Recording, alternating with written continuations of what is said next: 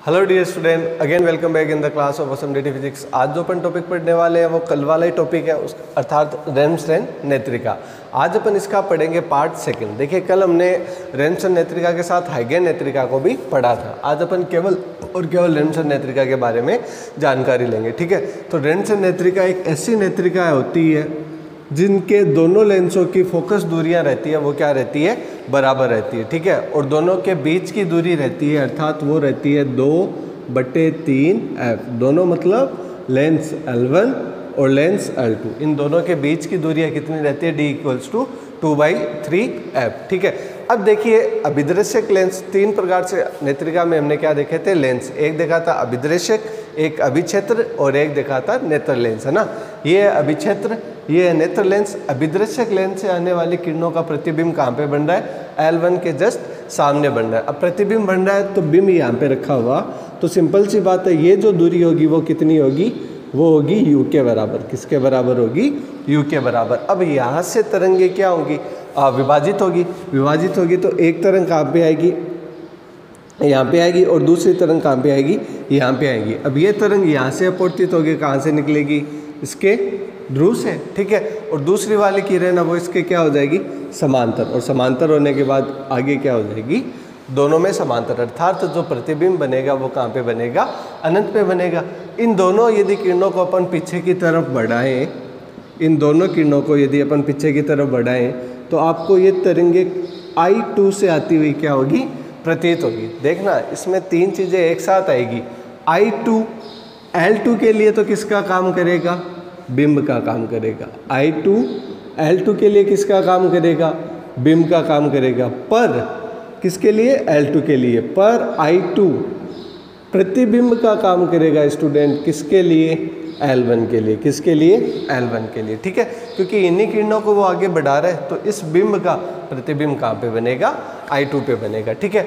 अच्छा, एक बात। दूसरी बात, I2 का जो बिंब का प्रतिबिंब है वो L2 कहाँ पे बना रहा है, L2 बना रहा है अनंत पे। कहाँ पे बना रहा है, अनंत पे। इसका मतलब ये हुआ, अपन जानते हैं कि कोई भी प्रतिबिंब अनंत पर बनेगा जब हमारा बिंब कहाँ पर स्थित हो, फोकस बिंदु पे। कहाँ पर, फोकस बिंदु पे। इसका मतलब जो L2 के लिए फोकस बिंदु होगा वो कौन सा हो जाएगा, I2 हो जाएगा, ठीक है। तो मतलब ये डिस्टेंस कितनी हो गई, f, ठीक है। अब मैं यदि बात करूँ किसके लिए, वर्किंग के लिए, किसके लिए अपन बात करें, वर्किंग के लिए, तो वर्किंग के लिए अपन क्या पढ़ते हैं, 1/v = -1/u = 1/f।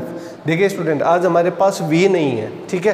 तो v को कैसे निकालेंगे, v को निकालेंगे टोटल कितना है f, ये वाला, ठीक है। इसमें से कम कितना कर देते हैं, 2/3। तो v कितना आ जाएगा, f - 2/f। तो ये कितना आ जाएगा, ये f/3 तो होगा स्टूडेंट, पर देखो प्लस होगा या माइनस, ये दूरी प्रकाश के विपरीत दिशा में मापी जा रही है, तो ये कितना हो जाएगा, -f/3। कितना हो जाएगा, -f/3।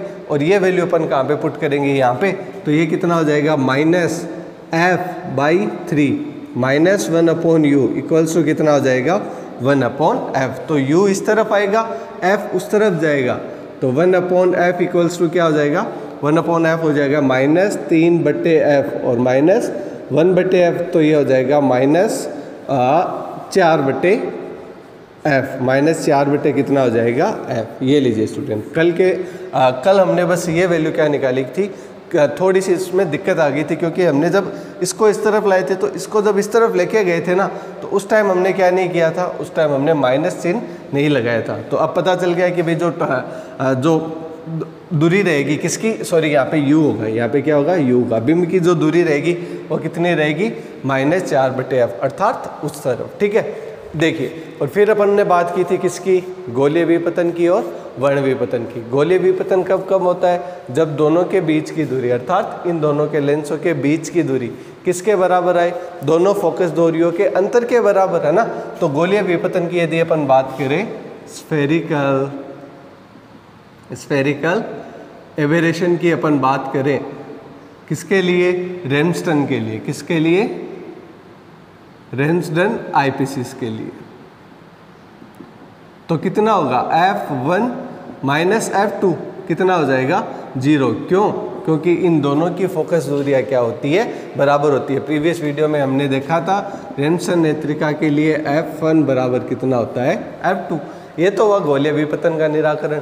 अब यदि अपन बात करें किसकी, वर्ण विपतन की, तो वर्ण विपतन के लिए कंडीशन क्या होती है, वर्ण विपतन के लिए कंडीशन होती है D क्या होना चाहिए, F1 प्लस F2 के हाफ के बराबर। इसका मतलब दोनों फोकस दूरियां बराबर है, तो 2/f 2 से 2 क्या हो जाएगा, कैंसिल आउट। अर्थात दोनों लेंसों की बीच की दूरी किसके बराबर होनी चाहिए, F के बराबर, जबकि ऐसा नहीं होता। क्यों नहीं होता, क्योंकि अपन जानते हैं कि दोनों लेंसों के बीच की दूरी कितनी है, 2/3f। इसका मतलब वर्ण विपतन रेनसन नेत्रिका में रहेगा, कंप्लीट खत्म नहीं होता। हाँ, गोलीय विपतन को कम करने के लिए अपन क्या कर देते हैं, इन दोनों को एक दूसरे के सामने रख देते हैं। सामने मतलब ये जो कर्व्ड सरफेस है वो कर्व सरफेस के क्या आ जाएगी, सामने, जबकि रेनसन में ऐसा नहीं होता। और ये बात हमने प्रीवियस वीडियो में डिस्कस भी की थी। स्टूडेंट, प्रीवियस वीडियो में हमसे एक छोटी सी गलती हुई थी, वो कौन सी थी, माइनस की गलती थी। किसकी, माइनस चिन्ह की। जब इस तरफ लेके जाएंगे तो वहाँ पे कल वैल्यू अलग आई थी और आज वैल्यू क्या आई है, अलग आई है। बस इतनी सी बात है। कल वाले वीडियो में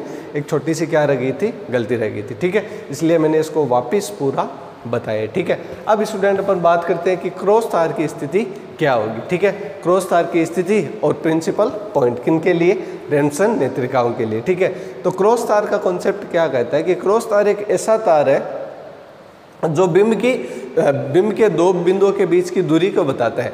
और क्रॉस तार करता क्या है कि क्रॉस तार एज बिंब का ही काम करेगा। क्रॉस तार की आप लंबाई कम ज़्यादा करोगे तो उसके कंपेरेटिव बिंब की आप क्या कर सकते हो, लंबाई को कंपेयर कर सकते हो। ठीक है, तो जो रेनसन नेत्रिका में है, रेनसन नेत्रिका में जो क्रॉस तार लगता है उसकी स्थिति रहती है स्टूडेंट F/4 प्लस के, किसके, F/4 प्लस के। देखिए मैं यहाँ पे लिख रहा हूँ क्रॉस वायर। ठीक है, जो अपन क्रॉस तार लगाएंगे उसकी जो स्थिति होगी वो कितनी होगी, F/4। बताओ F/4 प्लस आया minus, plus. That means L1 lens के F/4 डिस्टेंस पे क्या लगा सकते हैं अपन, क्रॉस वायर लगा सकते हैं। तो क्रॉस वायर क्या करेगा, आवर्धन करेगा किसका, बिंब का। कितना, जितना बिंब का आवर्धन L1 L2 करें, या अपन उल्टा बोल सकते हैं कि L1 L2 क्रॉस तार का उतना ही आवर्धन करेंगे जितना क्या कर रहे हैं, बिंब का करें। तो जितना आपको बिंब दिखाई देगा उतना ही क्या दिखाई देगा, क्रॉस तार दिखाई देगा। तो उसका फायदा क्या होगा कि यदि आप बिंब के दो बिंदुओं पर स्थिति मापना चाहें, जैसे मान लीजिए कि ये बिंब है, यहाँ पे A और B, दो बिंदुओं के बीच पोजीशन लेना चाहें तो आप केवल क्रॉस तार की पोजीशन से बिंब की पोजीशन बता सकते हैं। तो कितना इसका अच्छा इंपॉर्टेंट रोल रहता है। ठीक है, अब अपन बात करें किसकी, अब अपन बात करें तुल्य फोकस दूरी की। किसके लिए, रेनसन नेत्रिका के लिए। तो देखिए स्टूडेंट, जो तुल्य फोकस दूरी होगी, तुल्य फोकस दूरी किसके लिए, रेनसन नेत्रिका के लिए। तो कितनी होती है तुल्य फोकस दूरी, वो होती है 1/f equals to 1/f1 plus 1/f2 minus कितना होता है, dF1F2। ठीक है, तो F1F2 बराबर है तो 1/f प्लस कितना हो जाएगा, 1/f। D कितनी है स्टूडेंट, D है 2/3f। तो यहाँ पे कितना आ जाएगा, 2/3f। और f क्या हो जाएगा, f का स्क्वायर हो जाएगा। इन दोनों में 3f क्या आ जाएगा, लघुत्तम आ जाएगा। 3f क्या आ जाएगा, लघुत्तम आ जाएगा। यहाँ पे 3 और 3 6, 6 माइनस 2 मतलब कितना आ जाएगा, ये आ जाएगा 4/3f। क्या आ जाएगी, तुल्य फोकस दूरी। स्टूडेंट, तुल्य फोकस दूरी उस फोकस 4/3f अपॉन में आएगा। ठीक है, तुल्य फोकस दूरी वो फोकस दूरी होती है यदि इन दोनों लेंसों को हटाकर एक अपन परिणामी लेंस रख दें, एक अपन क्या रख दें, परिणामी लेंस रख दें, तो उसकी फोकस दूरी इन दोनों लेंसों की फोकस दूरियों के क्या रहेगी, लगभग बराबर। बराबर मतलब ये वो लेंस वही काम करेगी जो ये दोनों लेंस मिलकर कर रहे हैं। तो तुल्य फोकस दूरी समझ में आई।